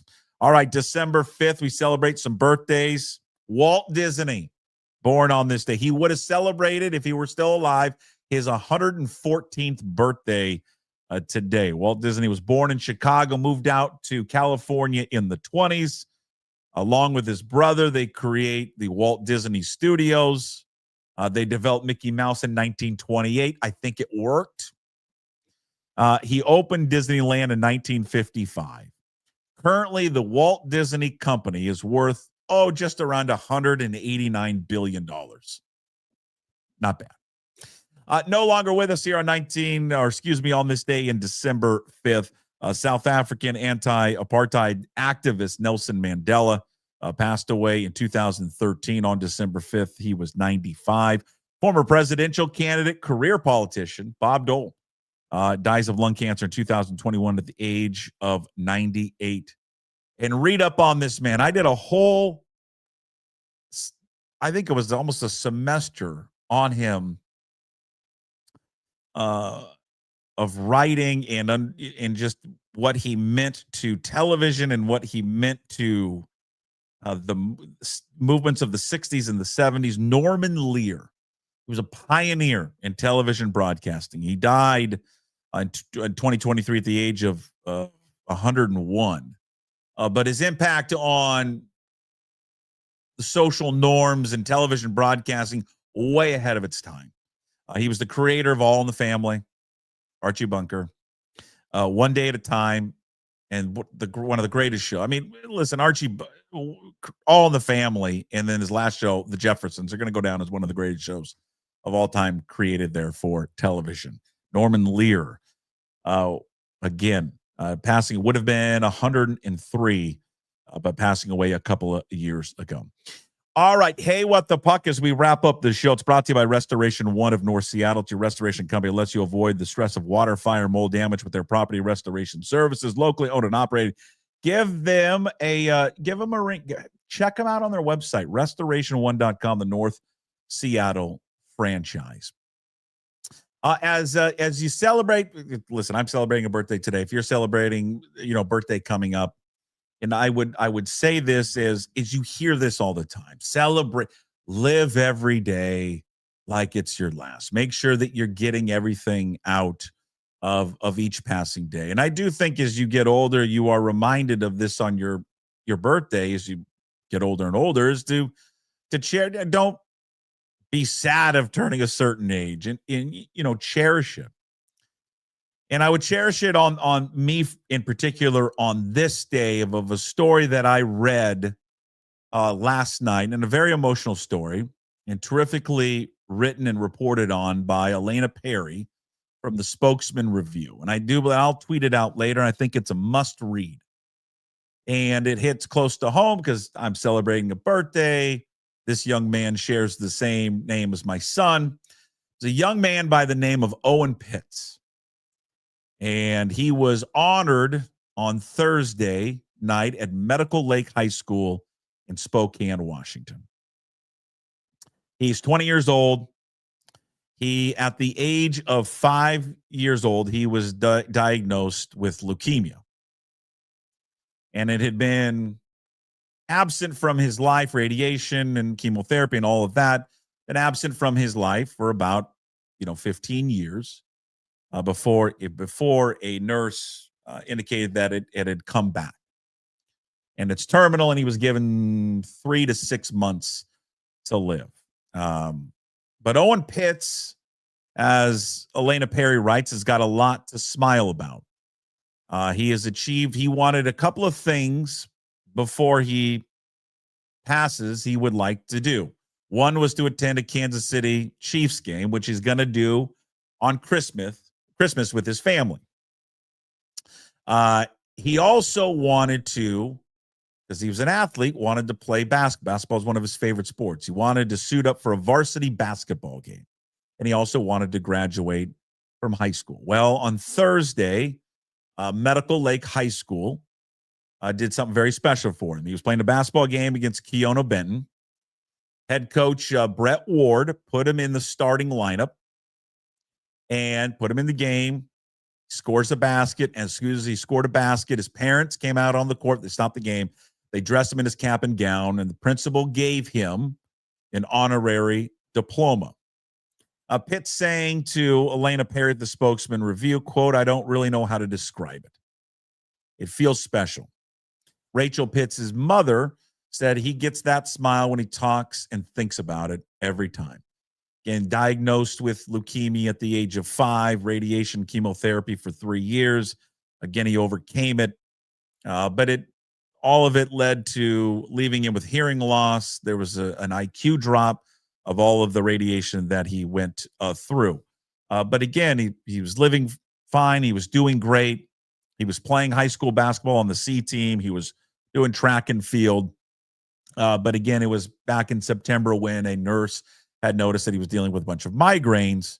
They rushed him to the emergency room, and that's when doctors were later to find out and learn that because of all of the radiation and therapy that he was going through at such a young age, the radiation treated as leukemia, it had inadvertently brought back his tumor 15 years later.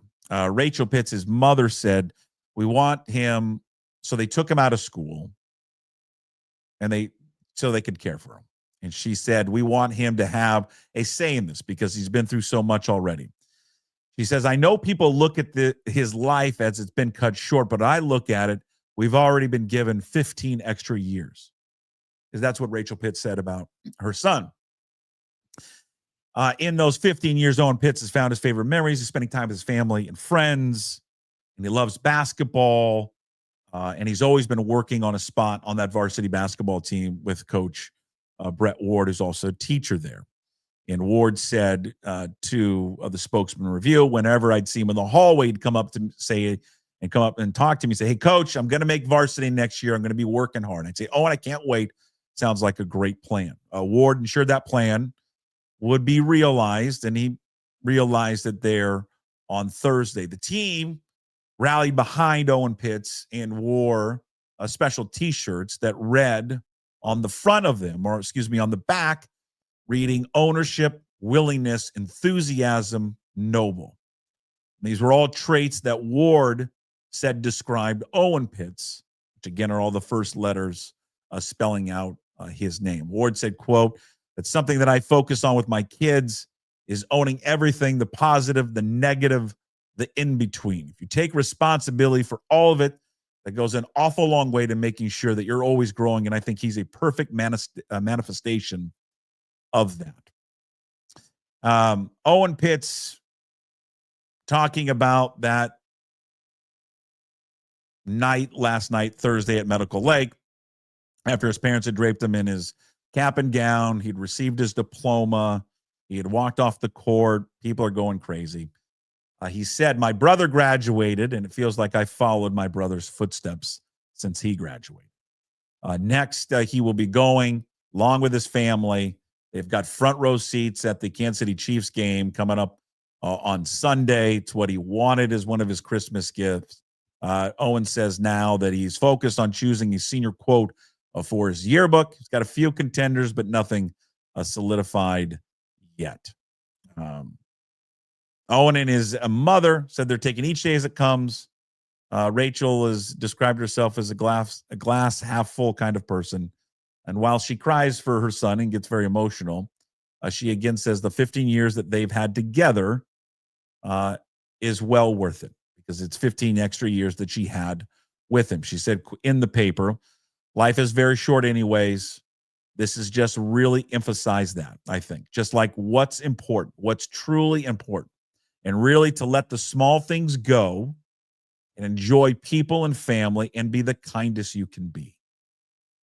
I'm reminded today on this day of what Rachel Pitts said there about her son Owen. And it's very important. We say, we all acknowledge that. We say that all the time, but it's so true. And we say it, we acknowledge it, but we don't live it every day. But she's exactly right. You got to really emphasize what are the important things in life. It's, let the small things go. Don't let them bother you. Enjoy the people that you're in, your family and your friends. And Owen had this one last thing that he said to the Spokesman Review as he was wrapping up last night. And it's beautiful at the same time, very heartbreaking. And Owen Pitts said, "Honestly, right now, all I'm trying to do is enjoy all the life that I have left." I think on this day, here's to Owen Pitts and his family, that entire Medical Lake family. Just an incredible night there at that high school, what they did for that young man and that community, because here's a kid probably was not going to survive after being 5 years old, did it for 15 more years and lived every day, tried to squeeze every ounce out of it that he possibly could. So a beautiful thing. He'll be taken from us way too early, but a powerful young man and his family and that Medical Lake community. All right, that is going to wrap it up here for a lengthy day here on the show, on the Daily Puck Drop. We wrap it up. Big thanks to all the guests today: Chris Egan, Jim Moore, Bob Condotta, Todd Milles, everybody associated here with today's Daily Puck Drop. Be sure to check out Tim Brando for Puck's Posse members. It is available today. Go sign up at PuckSports.com. All right, everybody, enjoy the weekend. I really kind of broke, like that was like a Peter Brady right there. Enjoy the weekend. We'll see you Monday. As always, we promise to be better.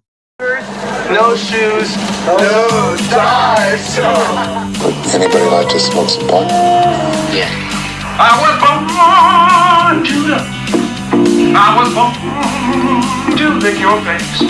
I was born to rub you, but you were born to rub me first. What do you need my address for? We'd like to send out a mailer. Mother of mercy, I don't speak Japanese!